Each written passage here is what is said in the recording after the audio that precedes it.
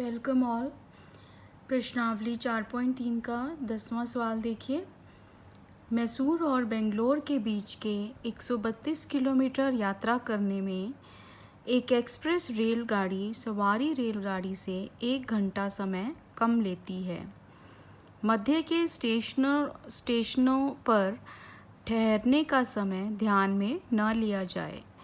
यदि एक्सप्रेस रेलगाड़ी की औसत चाल सवारी गाड़ी की औसत चाल से 11 किलोमीटर प्रति घंटा अधिक हो तो दोनों रेलगाड़ियों की औसत चाल ज्ञात कीजिए। तो इसमें हमें 2 रेलगाड़ियाँ दी हुई हैं, एक एक्सप्रेस रेलगाड़ी है और एक सवारी गाड़ी है, और दूरी कितनी तय करती हैं दोनों? 132 किलोमीटर। और एक्सप्रेस रेलगाड़ी सवारी रेलगाड़ी से 1 घंटा समय कम लेती है। तो हमने मान लिया कि सवारी गाड़ी की चाल है x किलोमीटर प्रति घंटा। तो एक्सप्रेस गाड़ी की चाल कितनी होगी? एक्सप्रेस गाड़ी की चाल हमें दी हुई है 11 किलोमीटर अधिक, किससे? सवारी गाड़ी से। तो एक्सप्रेस गाड़ी की चाल हो गई x प्लस 11 किलोमीटर प्रति घंटा। अब दूरी हमें दी हुई है 132 किलोमीटर और हमें पता है समय का सूत्र क्या होता है? दूरी बटा चाल। तो सवारी गाड़ी द्वारा कितना समय लिया जाएगा? दूरी बटा चाल यानी कि 132 बटा x घंटे। इसी प्रकार एक्सप्रेस गाड़ी द्वारा लिया गया समय कितना हुआ? 132 बटा एक्सप्रेस गाड़ी की चाल कितनी है? x प्लस 11 घंटे। तो प्रश्न के अनुसार सवारी गाड़ी का समय माइनस में एक्सप्रेस गाड़ी द्वारा लिया गया समय, दोनों का अंतर कितना है? 1 घंटा। तो यहाँ से समीकरण आ गया 132 बटा x माइनस 132 बटा x प्लस 11 बराबर 1। अब इस समीकरण को हम हल करेंगे तो हर में देखिए क्या आ जाएगा? x बटा x प्लस 11, एलसीएम लेंगे दोनों बहुपद का, और अंश में आ जाएगा x से हम भाग करेंगे इसको तो x प्लस 11 गुना में 132, माइनस में x प्लस 11 से भाग कर रहा है इस हर को तो x रह गया, तो 132x बराबर में 1। इसको अब ब्रैकेट को हम ओपन करेंगे तो 132x जमा में 132 गुना 11 हो गया 1452, माइनस 132 बटे में x से इस ब्रैकेट की गुना करेंगे तो x का स्क्वायर जमा 11x, ये आ गया बराबर में 1। अब 132x से 132x कटने पर हमारे पास रह जाएगा 1452 बटा एक्स स्क्वायर जमा 11x बराबर 1। एक्स स्क्वायर जमा 11x को दूसरी ओर ले जाएंगे तो समीकरण क्या आ जाएगा? एक्स स्क्वायर जमा 11x, 1452 भी दूसरी तरफ ले गए तो माइनस 1452 बराबर 0। तो ये हमारा द्विघात समीकरण आ गया। अब इसको हम गुणनखंड विधि से सॉल्व करेंगे तो क्या आएगा? अब देखो इसमें x का गुणांक कितना है? 11, और 1 गुना माइनस 1452 तो हुआ माइनस 1452। अब हमें ऐसे दो अंक देखने हैं जिनको जमा करके 11 आए और गुना करके माइनस 1452। तो ऐसे दो अंक हैं 44 और माइनस का 33।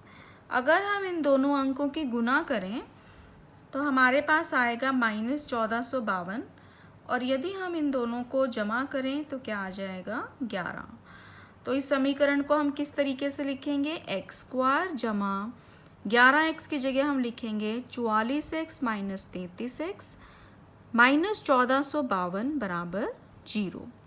तो पहले दो पदों में से x कॉमन आ गया, अंदर रह गया x जमा 44, बाकी के दोनों में से माइनस 33 कॉमन, फिर से अंदर रह गया x प्लस 44 बराबर 0।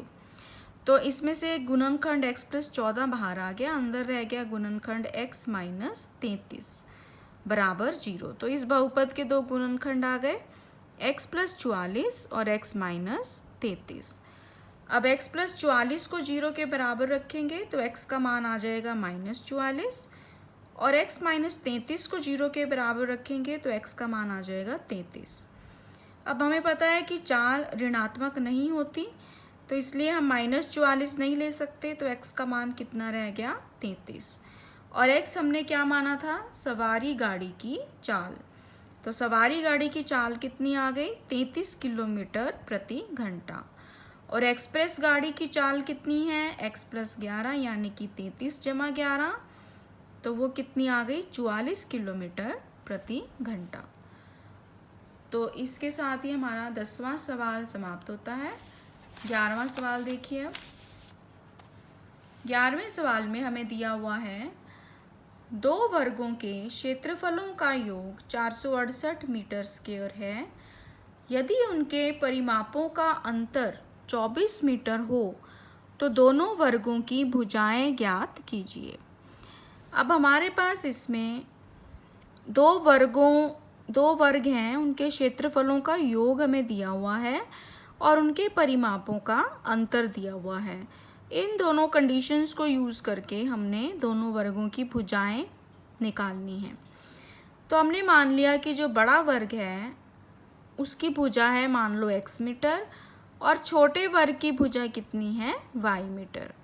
अब प्रश्न के अनुसार दो वर्गों के क्षेत्रफलों का योग है 468, तो बड़े वर्ग का क्षेत्रफल हो गया भुजा गुना भुजा यानी कि x का स्क्वायर, जमा में छोटे वर्ग का क्षेत्रफल हो गया y गुना y यानी कि y स्क्वायर, और दोनों के योग का मान कितना है 468। अब दूसरी शर्त हमें क्या दी है कि परिमापों का अंतर है 24। अब पहले जो वर्ग है जिसकी भुजा x है उसका परिमाप हुआ 4 गुना भुजा यानी कि 4x। उसमें से यदि हम छोटे वर्ग का परिमाप यानी कि 4 गुना y वो घटाएं यानी कि 4x माइनस 4y, तो वो किसके बराबर आएगा 24 के। तो यहाँ से हम क्या करेंगे, 4 से हमने भाग कर दिया इस समीकरण को, तो रह गया x माइनस वाई बराबर 6। यहाँ से x का मान कितना आ गया, y को दूसरी ओर ले गए तो x का मान आ गया 6 जमा y। ये दूसरा समीकरण आ गया। तो पहले और दूसरे समीकरण से हम क्या करेंगे, दूसरे समीकरण में जो x का मान है वो पहले समीकरण में रख देंगे, तो हमारे पास आ जाएगा x की जगह हम 6 प्लस वाई रख देंगे, तो 6 प्लस वाई का स्क्वायर जमा वाई का स्क्वायर बराबर 468। अब 6 जमा वाई का स्क्वायर हमने इस पे सूत्र लगा है a प्लस बी के वर्ग का, तो a का स्क्वायर हो गया 6 का स्क्वायर यानी कि 36 जमा b का स्क्वायर y का स्क्वायर जमा 2ab हो गया 6 गुना 2 12y प्लस में y स्क्वायर बराबर 468। वाई स्क्वायर और वाई स्क्वायर जमा होके आ गया 2y स्क्वायर जमा में 12y, और 468 को भी हम दूसरी ओर ले गए तो 36 माइनस 468 बराबर 0। तो ये समीकरण हमारा बन गया 2y स्क्वायर जमा 12y, 36 माइनस 468 हुआ माइनस 432 बराबर 0। अब इस समीकरण को हम 2 से भाग कर देते हैं दोनों तरफ, तो क्या रह जाएगा y का स्क्वायर प्लस 12/2 6y माइनस 432 का आधा रह गया 216 बराबर 0। अब इस समीकरण को हमने हल करना है। इसको फिर से हम गुणनखंड विधि से हल करते हैं। अब देखिए इसमें बीच वाली जो पद है 6y उसका गुणांक है 6, और जो पहली और आखिरी संख्या है, पहले का गुणांक और आखिरी संख्या है उनका गुणनफल है माइनस 216। तो हमने ऐसे अंक देखने हैं जिनको जमा करके 6 आए और गुना करके माइनस का 216। तो ऐसे दो अंक हैं 18 और माइनस 12। तो हम 6y को इस समीकरण में कैसे लिखेंगे, 18y माइनस 12y। तो समीकरण क्या आ जाएगा, y स्क्वायर जमा 18y माइनस 12y माइनस 216 बराबर 0। पहले दो पदों में से y कॉमन, तो अंदर रह गया y जमा 18। दूसरे दोनों में से माइनस का 12 कॉमन, तो फिर से अंदर रह गया y जमा 18 बराबर 0। तो y जमा 18 गुणनखंड हमारा कॉमन आ गया। दूसरा गुणनखंड बन जाएगा y माइनस 12 बराबर 0। अब इन दोनों गुणनखंड को हम बराबर 0 के रखेंगे तो y जमा 18 0, y माइनस 12 0। तो y का मान एक बार आ गया -18 और दूसरे से आ गया 12। अब हमें पता है y क्या हमने लिया था, छोटे वर्ग की भुजा, और भुजा कभी भी ऋणात्मक नहीं हो सकती, नेगेटिव में नहीं हो सकती, तो इसलिए -18 नहीं लेंगे। तो y का मान कितना रह गया 12, यानी कि छोटे वर्ग की भुजा कितनी आ गई 12, और बड़े वर्ग की भुजा कितनी है x, यानी कि y जमा 6 जमा y।